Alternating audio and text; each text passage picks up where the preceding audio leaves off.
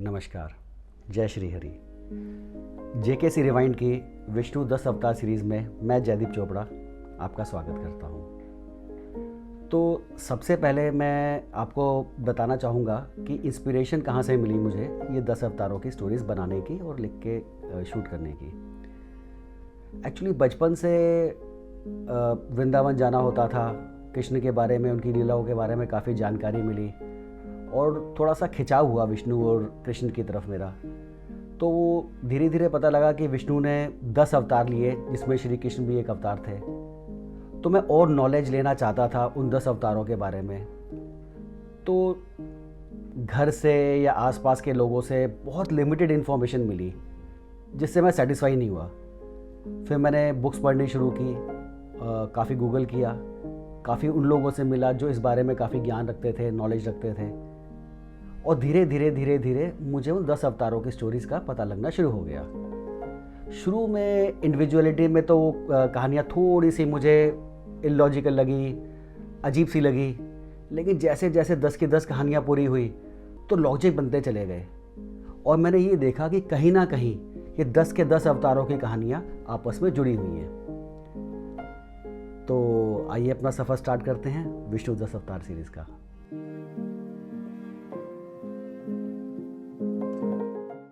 तो विष्णु को समझने के लिए हम शुरुआत करेंगे सृष्टि की रचना से। कहा जाता है कि पहले तरफ सिर्फ पानी था, धरती या ज़मीन कहीं भी नहीं थी, और इसी पानी में एक अंडे की शेप में एक बुलबुला उत्पन्न हुआ और वो धीरे धीरे बड़ा होता गया। इसी बुलबुले के अंदर थे श्री विष्णु और इसे कहा गया ब्रह्मांड। अब श्री विष्णु की नाभि से प्रकट हुए ब्रह्मा जी, और ब्रह्मा जी को काम दिया गया सृष्टि को बनाने का, लेकिन इसको नियंत्रित रूप से चलाने का काम किसका था? श्री विष्णु का। तो सृष्टि के बनने के बाद हमारे समय को, हमारे टाइम को 4 अलग अलग युगों में डिवाइड किया गया। त्रेता युग, सतयुग, द्वापर युग और कल युग, जिसमें हम लोग भी रह रहे हैं। और ये हर युग की एक अलग अलग ड्यूरेशन थी, और हर युग में कोई ना कोई पापी, कोई ना कोई अधर्मी पैदा हुआ और उसने इस नियंत्रण को अस्थिर करने की कोशिश की, और धर्म को और आम लोगों को उससे खतरा पैदा हुआ। बेसिकली सभी तो यही चाहते थे कि वो अमर हो, जो कभी कभी हो नहीं सकता। तो जब भी ये स्थिति नियंत्रण के बाहर हुई, किसी भी वजह से, किसी राक्षस, दानव या किसी भी वजह से, तो विष्णु ने कोई न कोई अवतार लेकर उसका संहार किया। और यही वो 10 अवतार थे जिनके ऊपर हमने ये सीरीज बनाई है। अभी तक 9 अवतार आ चुके हैं और 10वें अवतार कल की आज से करीब 4,32,000 साल बाद आई। तो आज हम बात करेंगे श्री विष्णु के 7वें अवतार प्रभु श्री राम की। वैसे तो मेरा पूरा जन्म भी कम पड़ जाएगा श्री राम के बारे में बात करने के लिए, लेकिन क्योंकि ये विष्णु 10 अवतारों की सीरीज़ है तो संक्षिप्त में जितना हो पाएगा मैं उतना बताऊंगा। वैसे तो कई किताबें लिखी गई, कई वेद लिखे गए, वाल्मीकि रामायण, रामचरितमानस, जिसमें बहुत डिटेल में श्री राम के बारे में बताया गया, और हम भी जल्दी एक पूरा एपिसोड लेके आएंगे सिर्फ श्री राम के ऊपर। तो पर अभी के लिए हम संक्षिप्त में जितना विवरण हो सकेगा श्री राम के बारे में उतना आपको बताने की कोशिश करेंगे। तो आइए स्टार्ट करते हैं।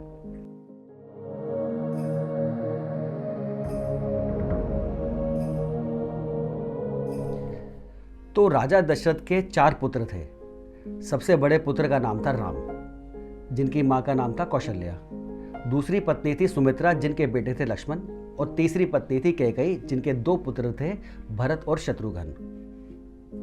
चारों भाइयों में आपस में बहुत प्रेम और बहुत प्यार था। चारों बड़े हुए। श्री राम ने राजा जनक की बेटी सीता को एक स्वयंवर में जाकर जीतकर उनसे शादी कर ली, और लक्ष्मण ने भी उसी समय पे विवाह कर लिया।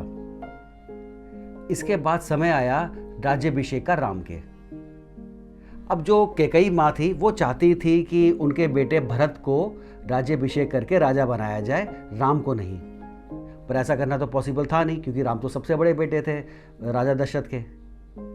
तो एक समय में राजा दशरथ ने एक वरदान दिया था कैकेयी को कि वो जब चाहे कुछ भी मांग सकती है दशरथ से। तो उस दिन मौका देकर कैकेयी ने अपने पुत्र भरत के लिए राज्याभिषेक यानी कि राजा बनने का प्रस्ताव रखा और प्रभु श्री राम को 14 साल वनवास जाने के लिए कहा। अब दशरथ को यह करना पड़ा क्योंकि वो पहले वरदान दे चुके थे। तो देखिए यहाँ पर 14 साल के लिए माता सीता और लक्ष्मण को लेकर जंगल के लिए गए प्रभु श्री राम। यहाँ भृगु ऋषि ने जो श्राप दिया था कि तुम धरती लोक में पैदा होगे और समस्त संस्कारिक दुखों को झेलोगे, ये उसी श्राप के कारण हुआ। और उस श्राप का होना भी विष्णु की लीला थी और उसे पूरा करना भी विष्णु का काम ही था। तो ये अपने भाई और सीता को लेकर जंगल में चले गए। एक बार रावण की बहन शूर्पणखा वहां से निकल रही थी और उसने अपने शादी का प्रस्ताव रखा लक्ष्मण के सामने, पर किसी बात पर कहा सुनी होगी और लक्ष्मण ने शूर्पणखा की नाक काट दी। गुस्से में आकर रावण ने सीता का हरण कर लिया और उसे लंका ले गया, क्योंकि वो सीता से विवाह करना चाहता था। देखिए यहाँ वृंदा का दूसरा शाप सच हुआ कि तुम्हारी पत्नी को कोई उठा के ले जाएगा वासना की वजह से और तुम उसके वियोग में बहुत दुखी होगे। तो कैसे दोनों ही श्रापों की इज्जत रखते हुए, उनका मान रखते हुए विष्णु ने लीला रची। उसके बाद जामवंत, हनुमान, सुग्रीव जैसे बड़े बड़े योद्धाओं की मदद से प्रभु श्री राम ने लंका पर आक्रमण किया। बहुत दिनों तक ये युद्ध चला। इस युद्ध में रावण के भाई कुंभकर्ण और इंद्रजीत ने भी भाग लिया। रावण का एक भाई जो विभीषण था वो धर्म के साथ यानी कि वो राम के साथ था। तो लक्ष्मण ने इंद्रजीत का वध किया, लेकिन प्रभु श्री राम ने रावण और कुंभकर्ण दोनों का वध किया, क्योंकि ये वही जया और विजया थे जिनको बहुत पहले ये वरदान दिया था श्री विष्णु ने कि तुम 3 अलग अलग जन्मों में धरती पे मृत्यु लोक में पैदा होगे और उनका संहार तो विष्णु ने ही करना था। तो ये श्री राम के रूप में रावण और कुंभकर्ण का संहार किया श्री विष्णु ने। तो देखिए सारी की सारी कहानियां, बार बार मैं वही कहता हूं कि सारी विष्णु की लीला है, क्योंकि सारी कहानियां आपस में लगातार जुड़ती हुई चली जा रही हैं।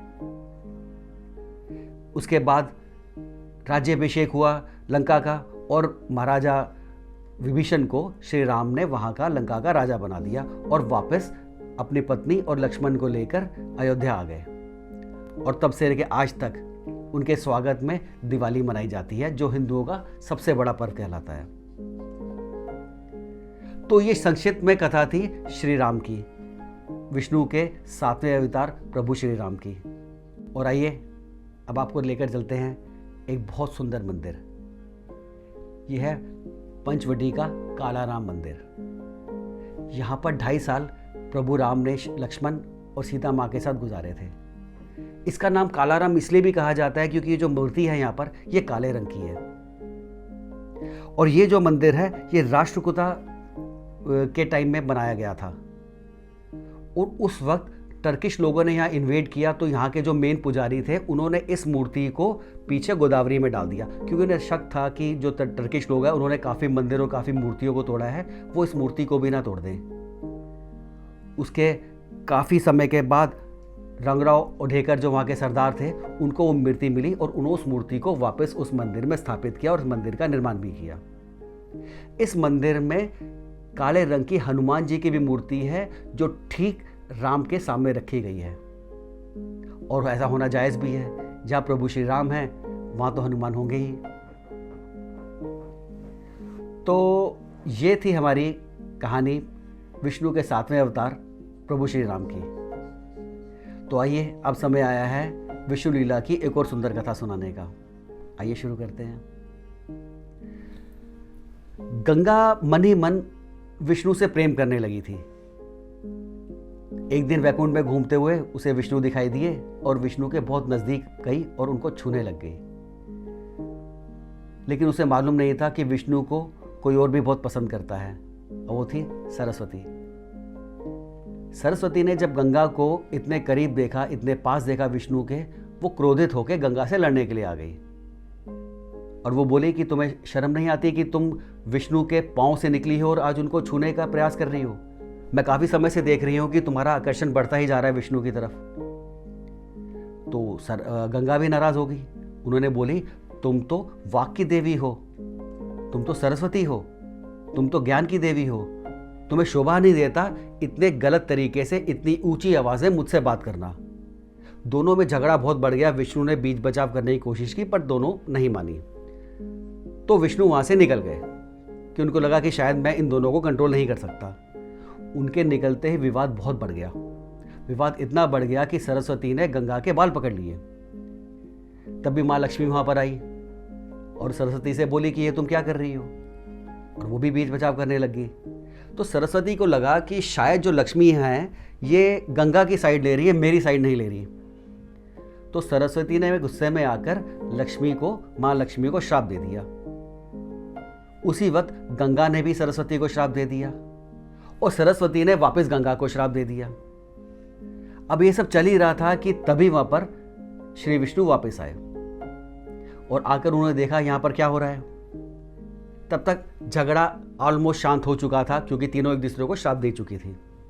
हालांकि माँ लक्ष्मी ने किसी को श्राप नहीं दिया था, पर गंगा ने सरस्वती को, सरस्वती ने माँ लक्ष्मी और गंगा को दोनों को श्राप दे दिया था। तो विष्णु ने पूछा सरस्वती से कि तुमने क्या श्राप दिया लक्ष्मी को।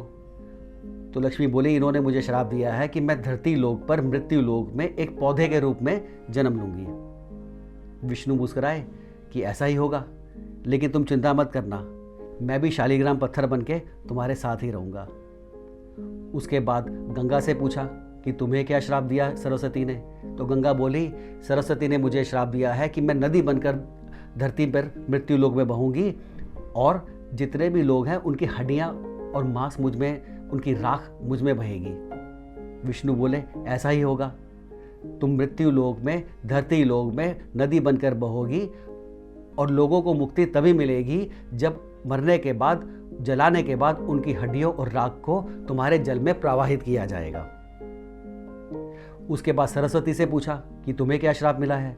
तो वो बोली कि मुझे भी गंगा ने श्राप दिया है कि मैं भी नदी बनकर धरती पर बहूंगी। तो विष्णु बोले, ऐसा ही होगा, लेकिन क्योंकि इस लड़ाई की शुरुआत तुमने कही थी, तुमने ही इस झगड़े को शुरू किया था, तो तुम धरती पर बहोगी तो सही, पर तुम शीघ्र ही धरती के भीतर चली जाओगी और धीरे धीरे लुप्त हो जाओगी।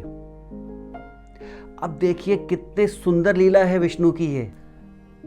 तो हम पिछले एपिसोड में बता चुके हैं कि कैसे जब ब्रह्मा यज्ञ कर रहे थे तो सरस्वती नाराज़ होकर नदी का रूप लेकर उनके हवन की अग्नि को शांत करने के लिए बढ़ी थी और श्री विष्णु रास्ते में लेट गए थे और उसी वक्त जो सरस्वती है वो धरती में चली गई थी और विलुप्त हो गई थी। और आज हमें पता चल रहा है कि वो श्राप जो था वो गंगा ने दिया था और उसको साथ में कुछ एनहेंस किया था विष्णु ने। तो इस कहानी में विष्णु ने जो कहा था और गंगा ने जो श्राप दिया था वो उस कहानी से कितनी खूबसूरती से जाके जुड़ गया। यही तो विष्णु की लीला है। हर सर्कमस्टांसेस को, हर कंडीशन को फुलफिल होके, चाहे वो श्राप हो या कुछ भी हो, विष्णु उस लिमिटेशन में रह के, उस मर्यादा में रह के इस धरती का संरक्षण करते हैं और नियंत्रित तरीके से चलाते हैं। तो इसलिए मैं कहता हूँ पास्ट में जो हुआ और अभी जो हो रहा है और जो आगे होगा, ये सब विष्णु की ही लीला है। तो आज का एपिसोड हम यहीं समाप्त करते हैं। अगले एपिसोड में आपसे शीघ्र मुलाकात होगी। तब तक के लिए नमस्कार। जय श्री हरि।